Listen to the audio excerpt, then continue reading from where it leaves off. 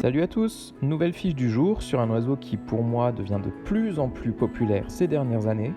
Un oiseau qui est superbe, qui est vraiment facile d'élevage et de maintenance, qui s'apprivoise très facilement même s'il n'a pas été élevé à la main. Aujourd'hui, focus sur les touracos à joues blanches.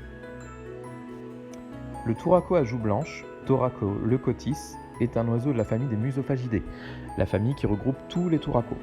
Ce sont des oiseaux frugivores qui vivent tous sur le continent africain. Il en existe différentes espèces, plus ou moins courantes en captivité et plus ou moins faciles à élever. Ces oiseaux vivent dans différents habitats en fonction des espèces. Les touracos dits verts ou violets sont des oiseaux forestiers et les touracos gris, eux, vivent plutôt dans les lieux plus découverts, comme les savanes par exemple. Il n'y a pas de dimorphisme sexuel chez les touracos. Le mâle est juste légèrement plus grand, mais la différence elle est vraiment très faible. Le seul moyen fiable à ce jour pour déterminer le sexe avec précision, c'est le sexage par ADN. Ce sont des oiseaux de volière plantée qui aiment avoir des perchoirs variés car ils vivent dans la canopée. Il leur faut donc des perchoirs multiples à différentes hauteurs pour qu'ils puissent sauter et planer dans tous les sens. Les touracos sont des oiseaux qui sont très actifs et ils ont besoin d'une volière quand même assez conséquente pour pouvoir se dépenser.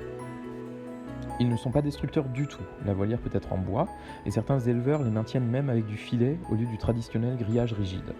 Ce type d'installation, ça permet vraiment de créer des volières qui soient plus grandes et à des coûts moindres, mais qui sont aussi nettement moins solides et moins sécurisantes contre les prédateurs, comme par exemple des éperviers. Et ça, voilà, ça reste que mon opinion. Moi je préfère mettre du grillage rigide, c'est beaucoup plus sécurisant. Il faudra aussi leur permettre de s'abriter, de préférence dans un endroit sans courant d'air et protégé des grands froids, mais un chauffage n'est pas forcément nécessaire. Ça concerne vraiment que les touracos à joues blanches ou les espèces les plus courantes en captivité, comme le touraco vert, le touraco persa. Il ne faut pas oublier non plus que beaucoup d'espèces de touracos sont encore assez sensibles au froid et il vaut mieux prévenir que guérir, donc il vaut mieux les installer dans une volière bien fermée. Les touracos sont très facilement apprivoisables. Ce sont des oiseaux curieux et gourmands. Il est très facile de les faire monter sur la main ou sur le bras, juste en leur proposant des fruits qu'ils adorent. Ces oiseaux peuvent se montrer quand même assez bruyants. Ils chantent souvent à l'unisson, un cri assez répétitif et qui ressemble à un aboiement. Il s'entend quand même d'assez loin. Je vous laisse un petit extrait pour vous donner une idée du cri et de sa puissance.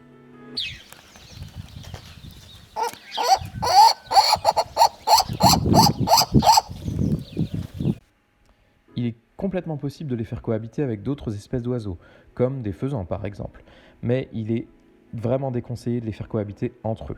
Les touracos sont très territoriaux, ils peuvent être très agressifs dans certains cas. Un groupe de même sexe mais de différentes espèces, ça ne fonctionnera pas forcément.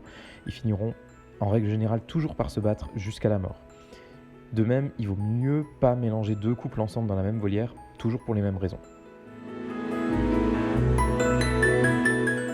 Pour la reproduction, ils pondent en général 2 œufs dans des paniers installés le plus haut possible dans l'abri.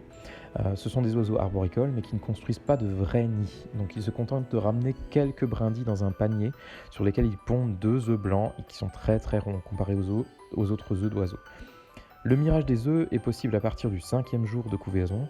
On remarquera vite l'embryon et les vaisseaux sanguins en passant une lumière assez puissante derrière l'œuf, comme ici avec le flash du téléphone. Un œuf non fécondé restera jaune clair et aucun vaisseau sanguin ne sera visible. La couvaison dure à peu près 21 jours.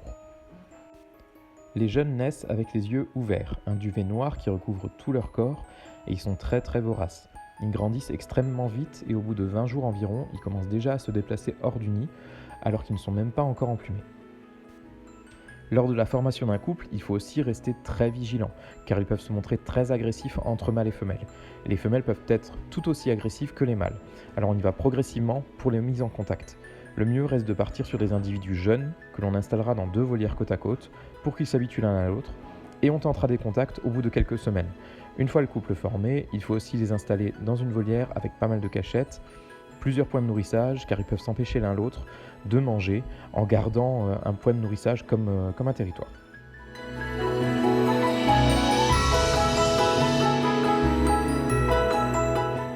La nourriture des touracos est vraiment très facile depuis l'arrivée des granulés complets pour oiseaux frugivores sur le marché. On rajoute bien sûr tous les jours des fruits frais pour ces oiseaux frugivores en évitant les fruits les plus riches en fer car les touracos sont sujets à l'hémochromatose qui est une maladie d'accumulation du fer dans les organes. Concernant la législation, les touracos à joues blanches sont libres de détention, dans la limite de 10 individus sans certificat de capacité, d'après l'arrêté du 8 octobre 2018. Je rappelle aussi que les touracos à joues blanches doivent être identifiés par une bague fermée ou une puce électronique et inscrits au fichier national. Voilà à peu près tout ce que vous devez savoir sur les touracos à joues blanches. Tout ce que j'ai dit dans cette vidéo peut aussi s'appliquer à la plupart des autres espèces de touracos, à l'exception des touracos gris ou du touraco géant, qui eux demandent des besoins spécifiques en habitat et en nourriture. N'hésitez pas à vous abonner, à mettre un petit pouce bleu, à ajouter un commentaire et à partager la vidéo autour de vous. Salut à tous, à la prochaine, ciao!